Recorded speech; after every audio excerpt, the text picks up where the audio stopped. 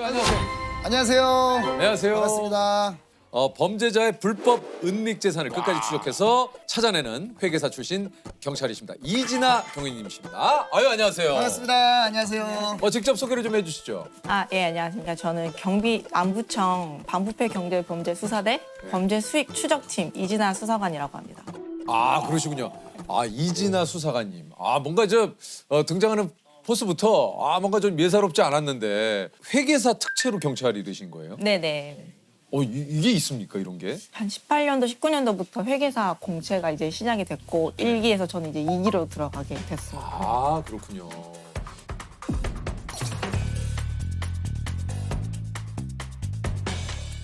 회계사 출신 경찰은 몇 명이나 있어요? 전국에 3명 정도 있습니다. 이진아 그 수사관님을 저 포함해가지고. 세 분. 네. 이야. 이게 세 명밖에 없는 이유가 있습니까?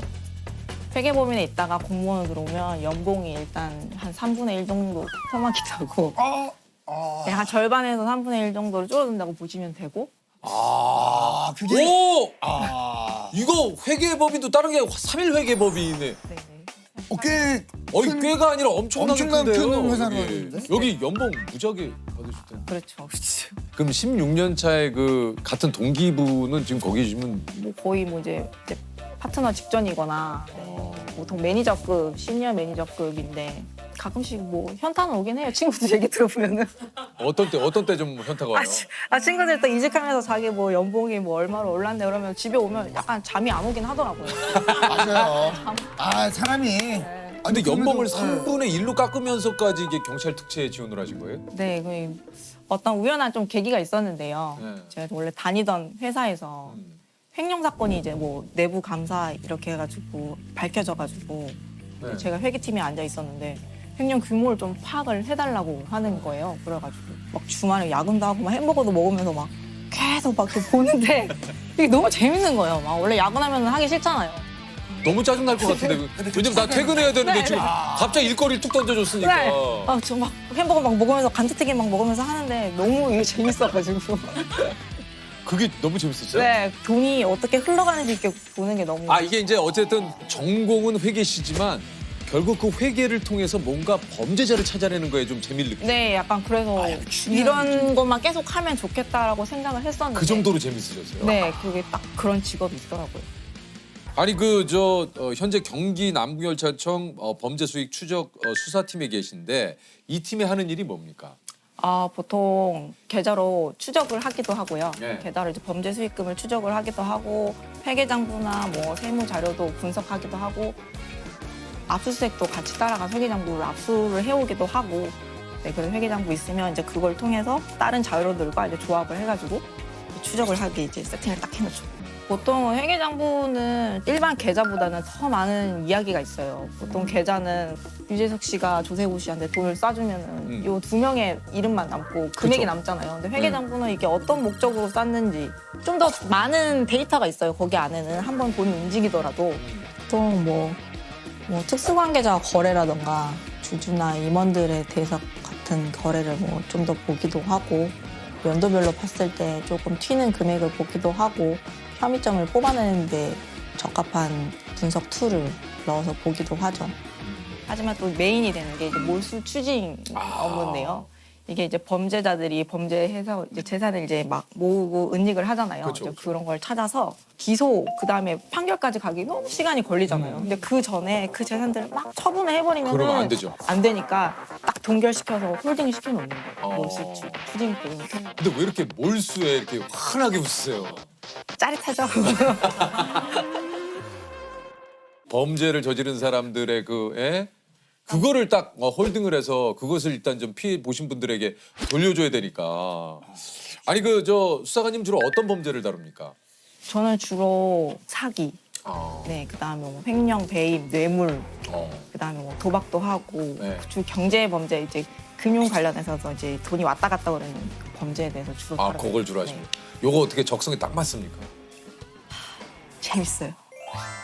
지금도 근데 막상 일로서 막 매번 그거 하면은 좀 약간 그러실 수도 있는데 너무 재밌어요. 보통 엑셀을 통해서 하는데 그 숫자를 보고 맞추고 하는 게 적성에 딱인 것 같습니다. 딱이에요. 그 쾌감. 네. 요즘 많이 보이는 뉴스 중에 하나가 기업 횡령. 예, 이런 것들이 좀 최근에 좀 많이 있었어요. 아니 근데 이게 참 한편으로는 그렇습니다. 이게 기업이라는 곳이 소위 말해서 그런 자금의 흐름 이런 것들이 굉장히 좀 시스템도 그렇고 잘 갖춰져 있지 않을까 했는데 이 알만한 그런 기업에서 이런 횡령 사건이 좀 자꾸 일어나는지 이게 참 궁금해요. 횡령이 일어나는데 보면 보통 작은 팀, 돈을 다루는 팀에 계시는 분들이 횡령을 좀 많이 일으키시는데 작은 팀에 좀 오래 있다 보면은 이 저희도 이제 프로세스를 보면 어떤 허점이 보이잖아요. 오래 있다 보면은 네네네. 그 허점을 이제 물고 들어가는 거죠. 대부분 그 횡령한 돈을 그 탕진을 했다라고 이제 많이들 주장을 또 하고 형량을 선고받은 뒤에는 찾지 못하는 돈은 이게 어떻게 되는 겁니까? 일단 일반적으로는 저희가 이제 형사법적 절차로 저희가 추적을 하기도 하지만 회사가 민사소송을 통해서 어차피 구상권을 청구할 수 있거든요. 네. 근데 그렇게도 계속해서 아마 회사가 청구할 겁니다. 아 그렇군요. 기업 횡령을 좀 막을 수 있는 좋은 방법은 좀 없을까요? 보통 회사는 다 내부 통제 시스템을 다 갖춰놔요. 그래서 뭐 자금이 한번 꺼내질 때 뭐 우리도 은행에서 돈 꺼내가면 알림 오잖아요. 오죠. 그런 식으로 뭐 팀장님이나 뭐 부장님이나 사장님한테 뭐 알람이 가게 기초적이고 기본적인 통제 시스템만 잘 갖춰놓으면 언제든지 예방은 할 수 있죠. 근데 요즘에 혹시 그거 아세요? 농담처럼 이제 나오는 거긴 한데 소확행이라고 소소하지만 확실한 횡령이라고 해서 이게 막 떠돌아다니는데 이게 커피 믹스 10봉지 횡령입니까? 아니면은 법카로 커피를 긁고 내 포인트로 적립을 한다면 이거 횡령입니까? 이건 어떻습니까? 이론상 형법일 수 있죠. 타인의 재산이니까. 그렇지만 비례의 원칙이라는 게 있잖아요. 이게 어느 정도까지는 조그마한 것도 다 처벌을 하면은 그쵸. 네, 사회적으로 손실이죠. 자기가 약간 껌직하면 안 하는 게 맞아요. 그럼요. 아니 그 수사관님이 맡았던 사건 중 가장 큰 규모의 사건은 뭐가 있습니까? 불법 도박 사이트가 있었는데 네, 뭐 불법 도박 사이트는 일단 좀 흔하고 일단 도금액이 너무 커요. 네. 저희가 뭐 생각하는 뭐 수십억 단위가 아니라 뭐 몇백억 단위로 움직이기 때문에 네. 경기 남부경찰청 사이버수사대가 2013년부터 8년 동안 해외 불법 도박 사이트를 운영한 일당 3명을 검거를 했는데 요게 회원 2,000명의 판돈으로 입금한 범죄 수익만 900억. 와.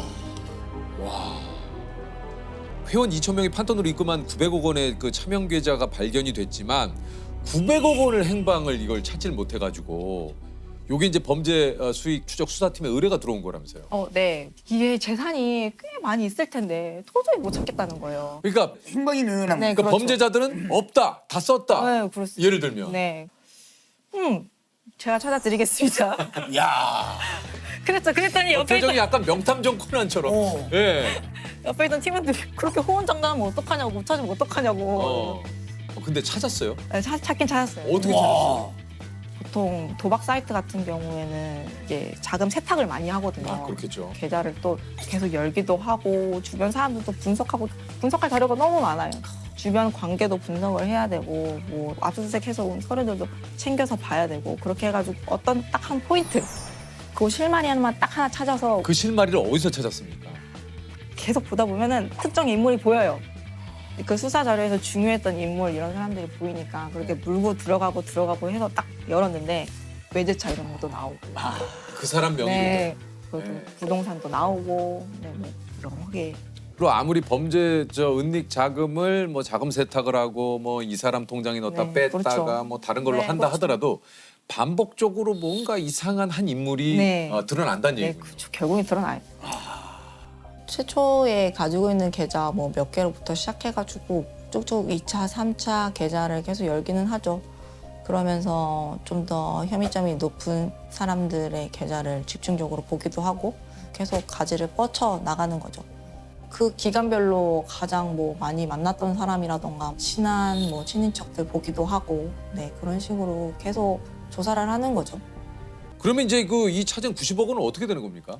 보통 이렇게 피해 재산이었는 경우에는 피해자한테 이제 나중에 아. 환불을 돌려주기는 하지만 네. 뭐 이런 불법 재산 같은 경우에는 이제 국가가 다시 귀속을 하죠.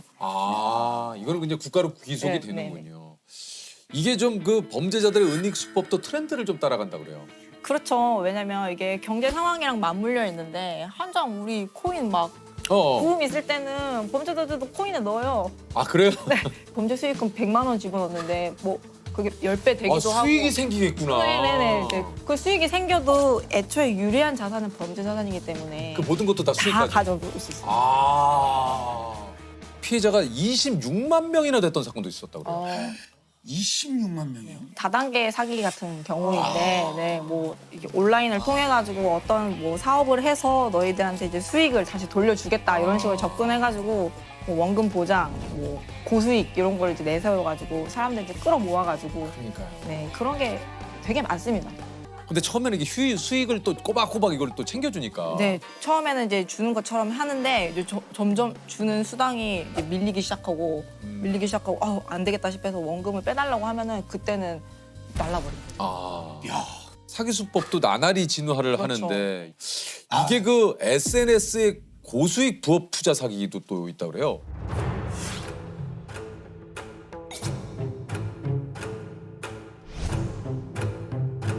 맞아요. 저도 항상 이렇게 뭐 추천 이렇게 오는데 뭐 이런 게 많아요. 100% 원금 보장, 뭐 100% 수익 창출 이렇게 해가지고 오는데 사실 이거는 어떠한 실체도 없고. 맞아요. 네, 우리가 이것만 봐가지고는 이거는 뭐 그래픽 이걸로 다 할 수 있잖아요, 저희. 그러니까 이제 우리가 저런 거에 현혹이 네, 돼요. 이런- 이렇게 그쵸. 금융자산관리사, 국제공인재무설계 막 이러니까 어떤 단체인지 모르지만 상당히 이 사람이 대단한 사람인 것 같은 느낌이. 근데 저게 실제로 저랬는지 아닌지가 확인이 안 되는 그렇죠. 건데. 어떠한 법인인지도 모르고 그다음에 사업 구조도 모르고 또 이 사람이 누군지도 모르잖아요. 맞아요. 가족한테도 돈 안 맡긴다는데 원금 수익 보장해준다 그러고 고수익 창출해준다 그러면 일단 믿으면 안 돼요. 반이라고 보시면 되죠. 나는 안 그럴 거야 하지만 나도 모르게 당하는 경우가 진짜 있어요. 그럼요. 이런 건 중요합니다. 특히 조심해야 할 사기 수법들 뭐가 좀 있을까요? 그 요즘엔 뭐 인공지능 시대다, 뭐 AI 시대다, 블록체인 시대다 막 이러면서 사람들 막 이렇게 현혹을 하는 사기꾼들이 있어요. 네. 이런 거 투자하면은 이제 몇 배로 수익을 벌 수 있어요. 이런 식으로 하는 건데 그냥 돈만 가져가는 거죠. 진짜 이게 아이고. 이런 수법에 좀 속지 않을 수 있는 방법 좀 없습니까, 수사관님? 일단 세상에 공짜는 없습니다. 맞아요. 공짜는 없고 쉽게 벌 수 있는 돈은 없고요. 맞아요. 네, 항상 현혹되지 마시고요. 아니 근데 저는 이제 기본적으로 그런 생각이 좀 들어요. 그러니까 뭐냐면 뭔가 뭐 몇 배 수익을 보장을 한다, 뭐 한다. 이거 남한테 알려주고 싶지 않지 않아요? 그렇죠. 일단은 이거 기본적으로. 만약 그런 게 진짜 확실한 게 있다면 나와 내 주변 사람들만 알아가지고 그 수익을 챙기겠지. 옛날부터 사기꾼이란 직업은 고대 시대 때부터 있었을 거예요. 그렇겠죠. 근데 그 안에 있는 아이템이 장판이냐, 코인이냐 이렇게 아이템만 바뀔 뿐이지 네. 수법은 거의 다 이렇게 비슷하죠. 아니 진짜 그렇거든요.